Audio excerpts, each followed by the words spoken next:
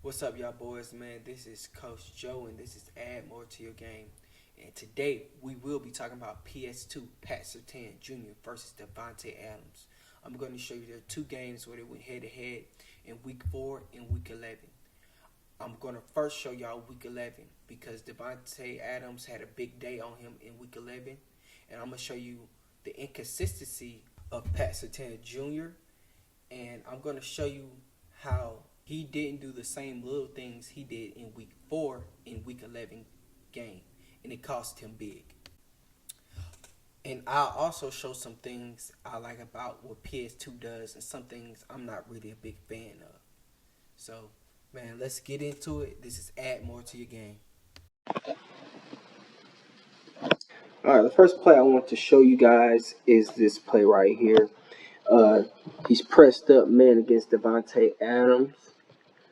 And first thing I want you to know is about the inch back. I hate inch back. I'm not a big fan of it. I feel like it gives a receiver a lot of room to do what he wants, right? And I feel like you have to be very physical. You got to play lateral when it's time to play lateral. So look at this. I want you to see how he inches back, and gets him basically a lot of room. And that was a great play by Davante Adams. Look back at it again. Look how he's inching back. He's giving him room, right? I'd rather you play lateral in this situation because if you play lateral, you could cut him off, right? And with a better like receiver like Davante Adams, you don't want to give him too much room, okay? He's gonna make you pay for it. And he just made a great play by delaying his hands, which is a veteran move. A lot of guys can't do that. You got to practice that a ton at receiver, trust and believe. And another thing I don't like that Pastor Tan did, he opened up too early, and his nuts was not to man. His nuts was to the sideline. And when I mean nuts to man gives you a better chance on reacting to the man. And, when you're reacting to the man, it's like your nuts is on the man, so you can't be beat inside because Davante Adams really wanted to. He could have went inside because it's nuts. If he stopped on the dime and went inside, which Pastor Tan probably had great hips, but he probably could win inside. But this was just a great ball and just a great play. Okay, this play I want to talk to you guys about. This is a trail technique. I believe that was in cover two, because he was playing trail technique in this play. So let's look at it.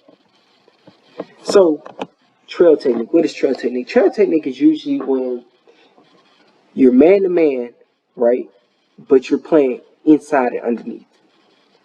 Well, especially for cover two, because when you play inside and underneath, you can react to any both inside and outside routes. But he takes approach. I guess he plays outside technique, which because Davante Adams' alignment is tight to the formation. So it's going to be hard for him to try to jump in there, which is possible. I believe he possibly could. I think he's that type of great athlete that he is. I believe, but I think he went outside technique is because he has a linebacker under here. You will see later that he's playing underneath, and so if Davante Adams want to run a curl or a dig route, the linebacker should be underneath and ready to play the ball. So again, look at it, boom. If you're gonna put hands on the receiver, put your hands on him. Make it physical, right? But like I said earlier, you got the linebacker on here going to play underneath, and that's why he's playing outside technique. Bad job by the safety on this play, because if he's outside and underneath, the safety got to be over top at all times, and he gets beat over top because he gets beat to the spot. And I don't know where the other safety was at, or they were just playing cover one, but he was playing the trail technique. There had to be some type of miscommunication in this play. Again, let's look at it one more time on the trail. Great trail, but you got to stay with him. Then he just beats everybody, basically. You can't give a guy like Davante Adams, who's a veteran, who is a great player, probably the best receiver in the league right now at one point. And okay, another play I'll talk about is this play. Again, I'm going to keep stressing this out to y'all. I'm not a big fan of the inch back technique, okay?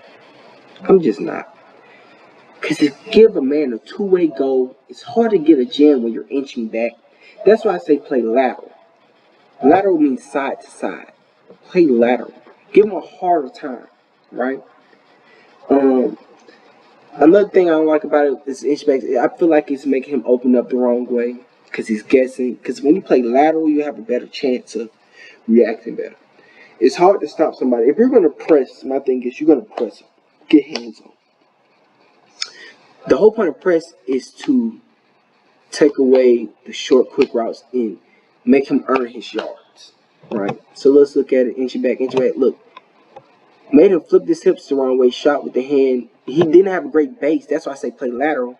Because look, he wasn't playing. He was playing backwards, but he didn't have a great base to shoot, and it was just a bad reaction time for Davante Adams. I think he probably could have caught that. He probably Derek Carr was probably under pressure. But again, let's look at it. Okay, he's inch back, inch back, inch back. I hate that. Okay, you're giving him a two-way go when you inch it back. Look, he shot, but his hips already locked. That's the dangers of inch back. If you're gonna play lateral, because your hips can't lock when you're playing lateral. Again, let's just go back to it.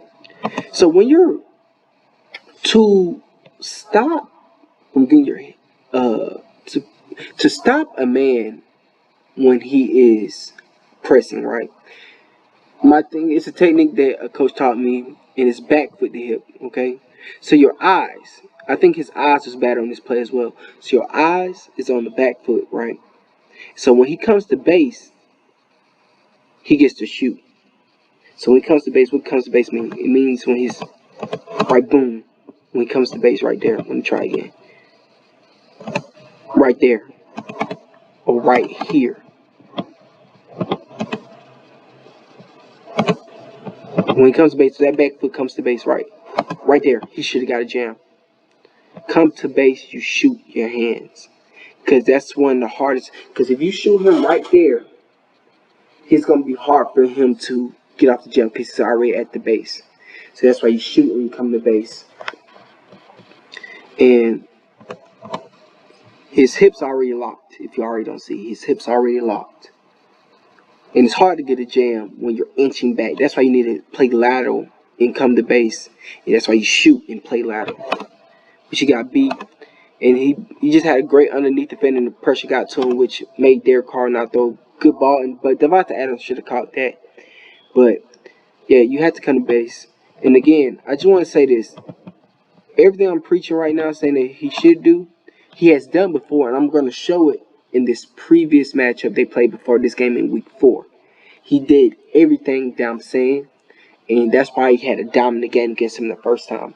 I don't know why, but he just threw his whole technique out the window for some reason. I do not know.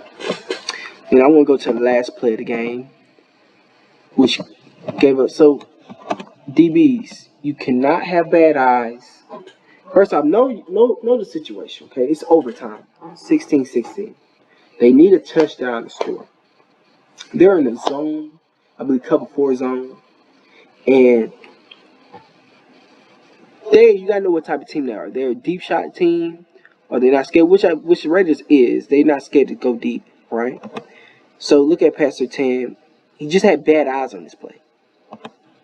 Look at it, and he calls game. Again, so both of them had to take a hard inside release, both of them. Look at Pat Surtain. Look at his eyes. His eyes is on quarterback. You cannot do that in these type of situations. His eyes should have been on Davante Adams. At least he should have been locating. Locating is locating to your man, taking 3 steps to your man.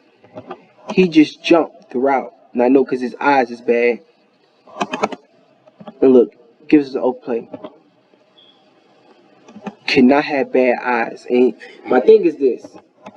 If you're in cover 4, and you know it, and you have, if he was trying to jump the over route for some reason, I do not know, but he had a defender right there who's ready to make a play. Because Derek Carr was not going to throw that ball right there. He was probably going to throw it over here in this area. But he should have stayed outside. If he would have stayed outside and let everybody do their job, you got to do your job. And he went to Alabama, and Nick Saban's main thing is do your job, right? So he needs to just do his job. He shouldn't do any extra, shouldn't be greedy. I understand he's trying to make a play, but at the same time, do your job, make a play in your region. This wasn't his region, and it cost him. And having bad eyes and being greedy would cost a big play, which cost him the game. But I'm gonna go to the second game and show you a difference in his play and how he played it with his technique. All right, let's talk about the first game, week 4, when they played against each other. Game 4. So let's talk about this goal line alignment, right?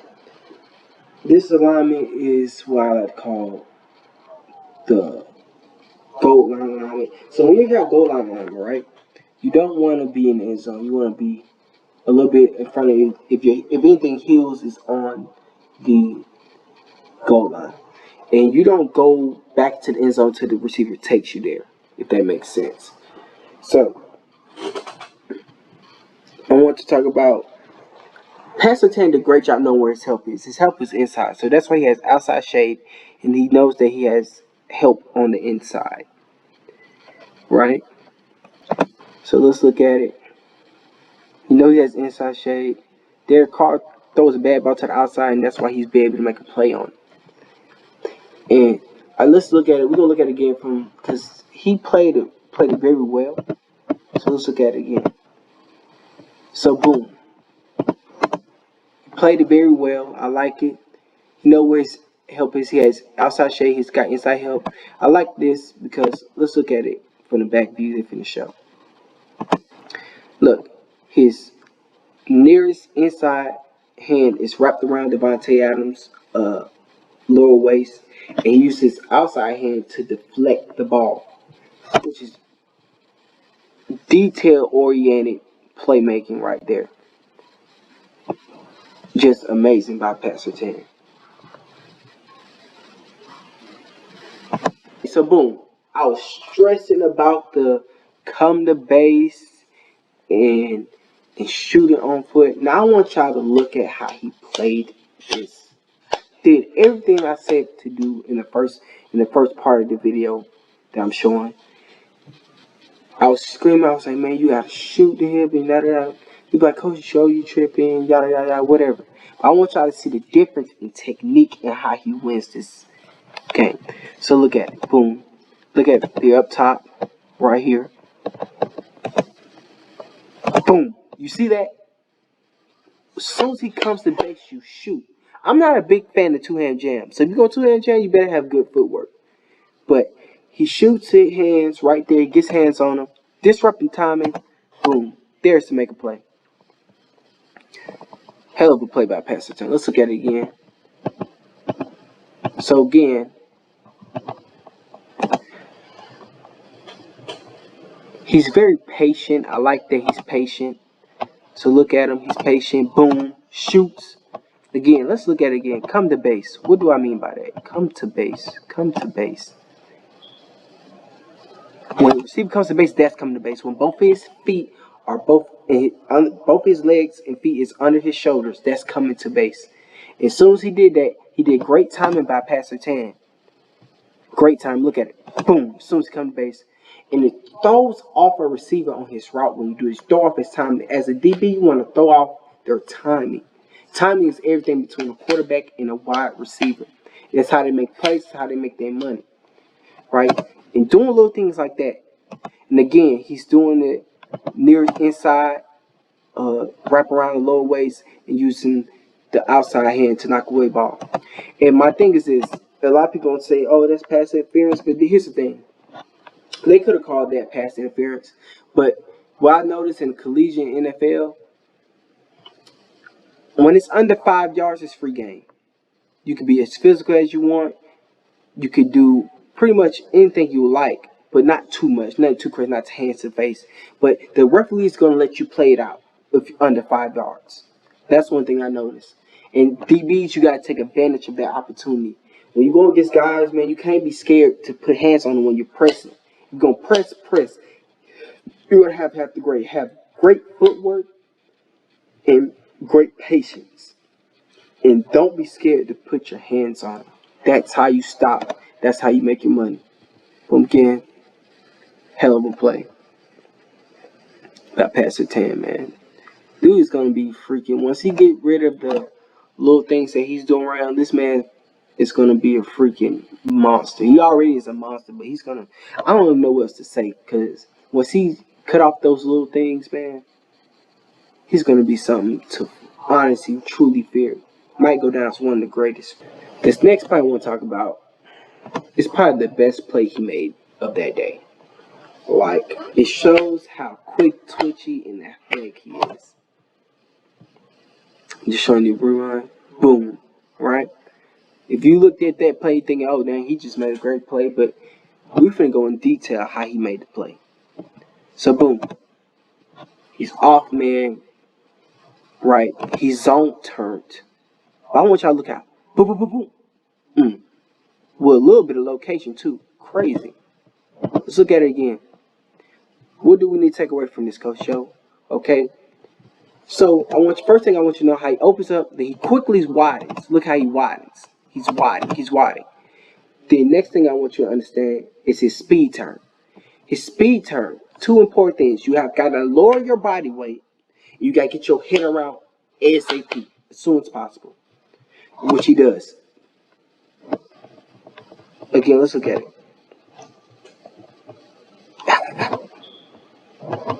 Let's look at it again. Open up, widens. Look how quick he gets his head around, guys. Look how he lowers the body weight, gets his head around. This is why you get paid the big bucks in the league. This is why you go to the NFL. If you could do stuff like this, man. Another thing I wanted to talk about, how he flips his head around. Look how he locates. He at least takes 2 steps to location. 1, 2, right there, and that's how you know how the ball's coming. And look how he deflects it. All this stuff matters. Location, flipping of the hips, lower the body weight, all that stuff matters. You really want to go to the league, if you really want to be the best, you gotta learn how to do that. Alright? Great play by Pastor Tang. You see the difference in how he's playing this game than the first game I showed y'all.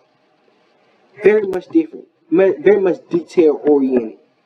Very much disciplined what he's doing. So this play I want to talk about is 3x1, right? And Pastor 10 is on the one side, right? Me personally, I believe they're in the cover 4. I wish I could have the whole field clip. But I think they're in the cover 4. Honestly, he got some running back to his side, but honestly, the running back's really no threat. So if it was me personally, instead of zone turning, when you're in these situations, even though you're a cover 4 zone, you can man turn, right? Because he's by yourself. He's damn near man-to-man at that point. Right? He's damn near man-to-man. Especially if he goes deep or, you know what I'm saying?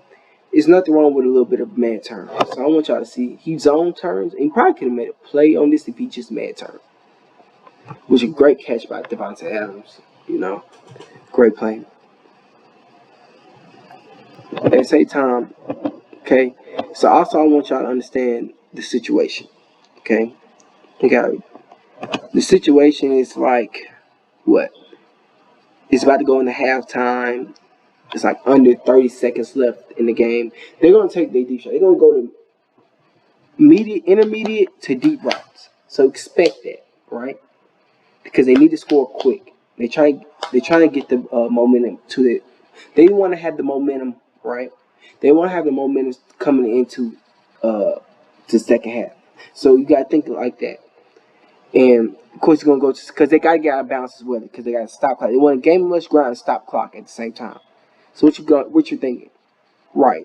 Out routes, comebacks to the sideline. Okay? So he opened up his hip a little bit early. I feel like he would have been more patient and just stayed, and he would have broke on. I feel like he probably would have made a play on the ball. So boom, boom, boom. We'll look at it. And he stuttered for a quick second. Don't stutter. Believe your eyes. Believe your eyes. Believe your eyes. So boom. Right there, he stopped right there. Drive. And when I say drive, location is important. So let's say he located and went downhill for 3 steps, right? Because, okay, I know guys are scared of getting beat on the double move. If you locate to your receiver, to him, not to the spot, not to where the quarterback, locate. So when I say locate, you get your eyes to the receiver and locate for 1, 2, 3. I promise in those 3 steps, if it's a double move, you will find out and you will be able to get in front of the receiver and bump into him for the double move. But yeah, just little stuff like that you gotta think about, guys. And I'm gonna show you more clips on it. But it's just a different, you know, a different game. You know, you gotta think like this as a DB, especially if you feel like, especially when you want to go to the league. You got, it takes more than just being an athlete, because a lot of guys in the league, they're athletes. They do a lot of things special, right? You gotta be able to think quickly and remember your technique, right? So in this play, again, I'm talking about the inch back. I'm not a big fan of the inch back. I'm not. I feel like it's too way go. But if you stay physical, I feel like he did a pretty good job being physical on this play. Just look at him, gets hands on him. Bad ball, you know. So not too bad, not too shady. But the next play, right? I'm not big on the inch back. I'm keep saying that. Inch back, you could have played lateral, right? Play lateral, side to side. And this is why, because I feel like this gave a little preview of Davante Adams. He understood what worked and what didn't. Davante Adams trying to go, look at him. Nice ball, nice back shoulder throw. If he would have played lateral and would have and tried to get hands on him as soon as he went to base, like how he did earlier this game, right there, he should have put hands on him. That inch it back, see? It's like you give him go. Now, if he could have played lateral, I understand if you want to do this and you want to play lateral. If he goes this way, you got to play lateral. If he's going to go up there, you play lateral. He's just opening up his hips. He's not playing lateral. You got to cut off the receiver. You got to cut off guys like Davante Adams. Because you're going to give him too much. If you give him room, you give him a little, you give him a lot. Right? And you can't give him too much. Look at him. As soon as he came to base, he should have shot. Like how he did earlier. Right there is when you should shoot. Have hot feet, right? And you should shoot. Shoot with one hand. But he commits, right? So you should kick step, right? Kick step to cut him off. Get hands on him. And make it a tough ball to throw. Make it a tough back shoulder to throw. But yeah, that's pretty much it, man. What I wanted to talk about, you know, with Davante Adams versus Pat Surtain Jr. And I think Pat Surtain is a great player and is a great athlete, man. And just all those little things, you know. Pat Surtain is going to be a great athlete. And what Pat Surtain will be a great corner. I mean, and he's going to be a great corner, especially when he fixes up those little things. But yeah, guys, man, catch me later. This add more to your game with Coach Joe. Can't wait to see you next time. Hit that follow button, hit that like button. You know what I'm saying? Follow me on Instagram, Twitter, and TikTok, you know. And go follow my YouTube page on here. Subscribe. And can't wait to see you next time.